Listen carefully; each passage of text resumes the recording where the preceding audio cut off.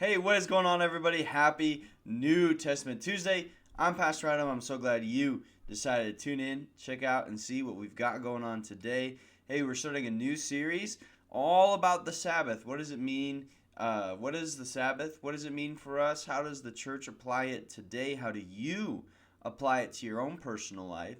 If you remember what the Sabbath is, it was one of the commandments given to the Israelites, saying that you are to keep the Sabbath and keep it holy. The idea of the Sabbath, and we're going to dive into it a lot more later on throughout this series, is the idea of taking time to rest, whether it's physically, mentally, or spiritually. So my question for you today is, what do you do to rest? It's kind of difficult in our culture. If you've heard of hustle culture, you use your free time to grind and make more money and work harder so that you can be financially free later on. Well, some people that's good, but other people we can't do that. Should we do that? I don't know. It's ingrained in our culture to constantly be working hard, to be hurrying to get things done, and then you feel guilty when you have that time to rest. Don't get me wrong, I'm not saying don't work hard. What I am saying is work hard, but also rest as well. We need to take that time to take a step back, take in a deep breath, collect ourselves so that we can keep working hard. Because if you work hard, and never rest, you're going to get burnt out. You're going to be miserable. And so that's what I wanted to get to today. It's a very prevalent idea in our culture of hustle culture, of grind culture, of working hard. And if you take a day off or if you rest, then you are lazy or you feel guilty. We're going to combat that issue today. Check this out in Mark chapter 2, starting in verse 23. It says this: One Sabbath, Jesus was going through the grain fields, and his disciples walked along. They began to pick some heads of grain. The Pharisees said to him, "Look, why are they doing what is unlawful on the Sabbath?" We're going to pause there. It was unlawful to harvest grain. It was considered working. And you can't do that on the Sabbath. You're supposed to be resting. And so let's go back, verse 25. He answered, "Have you never read what David did when he and his companions were hungry and in need? In the days of Abiathar, the high priest, he entered the house of God and ate the consecrated bread, which is lawful only for a priest to eat. He also gave some to his companions. Then he said to them, the Sabbath was made for man, not man for the Sabbath. So the Son of Man is Lord even of the Sabbath." What does that mean? Jesus is the Lord of the Sabbath, and Sabbath was made for man, not man for the Sabbath. What's going on here?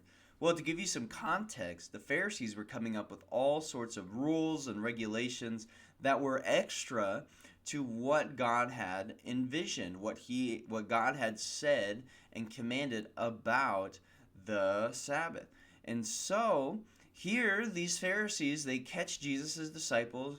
They're picking grain as they walk along the path, and maybe they're munching on it. They're hungry. It's like sunflower seeds, and they're munching on them, and they get in trouble because, hey, you're not supposed to be doing that on the Sabbath. What do you guys think you're doing? You're supposed to be resting. And they get into this big debacle.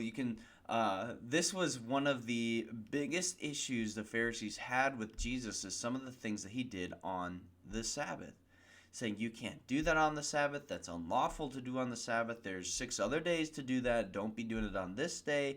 And they have all these issues with Jesus on the Sabbath. And Jesus right here, very early on in the book, he goes, you know what, guys?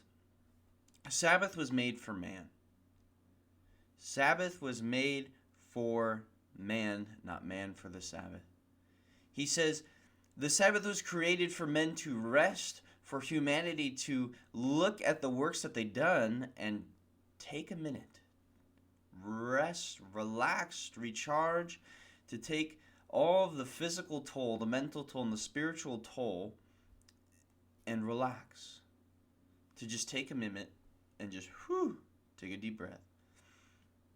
The other part of that, not man for the Sabbath, is Jesus is saying here to the Pharisees, like, you cannot be using the Sabbath and manipulating it to whatever you want it to be to get people in trouble.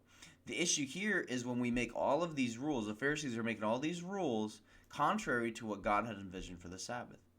My question for you today is, are you making rules or letting other people make rules about your Sabbath, your day off, your time to rest and relax? Once you start adding stipulations into how you rest and recharge and relax, you might have a little bit of issues there. That the Sabbath, that day of rest, is for you to rest and relax and recharge, not for you to, it's this is the day, I'm gonna do all this, and you add more work to yourself, or you let somebody else add that work to yourself. It's okay to rest. It's okay to take a minute and not have to work real hard for a day, not have to hustle and grind and this or that. It's okay to rest. Sometimes you need to be told that. I need to be told that sometimes. Jesus here is saying the Sabbath was made for you so that you can rest. And so we're going to dive into more of that later. But that's what I wanted to leave you with, is rest. Take that Sabbath and rest. Don't worry about hustling. Don't worry about work. Don't worry about this or that. Just take that time. Spend time with your family. Spend time doing something that recharges you.